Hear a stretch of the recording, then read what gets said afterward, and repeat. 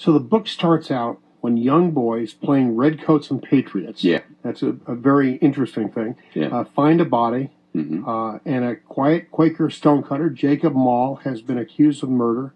This is a most unusual event to occur, don't you think, in post-revolution Philadelphia, especially because he's a Quaker. And the whole influence of that society. My wife, Bruce, objected strongly to this whole plot because of her reverence for Quakers, and she said you shouldn't even suggest in a fiction, that there might have been this kind of suspicion. You grow up yourself generally in this area of the country, didn't you? Well, I grew up in Pennsylvania, and my hometown in Pennsylvania, a little town on the Allegheny River, was a glass manufacturing town. My grandfather Wagner was a glass blower. So a little bit of personal history involved. Oh, absolutely. Because you've taken that license, which is beautiful in the course of this book. Yeah, well, thanks for saying that.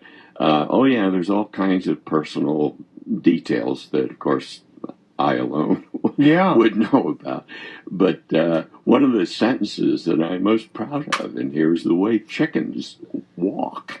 and I know that because my Uncle Jack, my grandfather's brother, one of them, kept chickens. He roosters, fighting roosters, and I saw these little critters, these chickens, walking many, many, many times when I would go up to Uncle Jack's house, which was just up the alley from where I was born.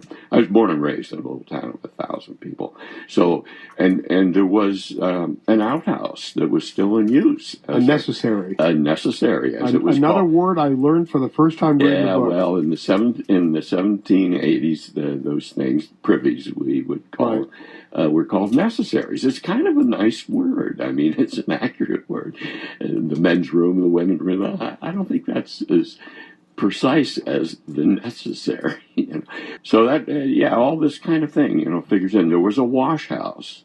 They didn't use it except for storing stuff. Was there, and there's a washerwoman in this story. That particular scene, or actually a couple scenes, was very, very graphic. I mean, really, you could almost feel and hear all of the sounds that were going on. That's something that I really admired reading this book, because you could almost see what you were writing in front of your eyes. Thanks again. I was trying for that kind of vividness, because what really I'm trying to do here in this historical fiction, it's a fiction, but Franklin is a historical figure.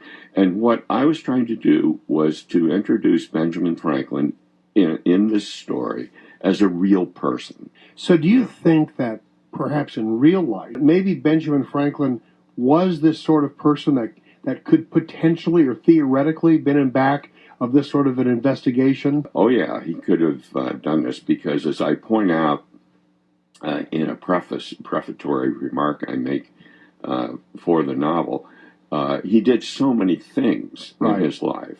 He was just amazingly versatile.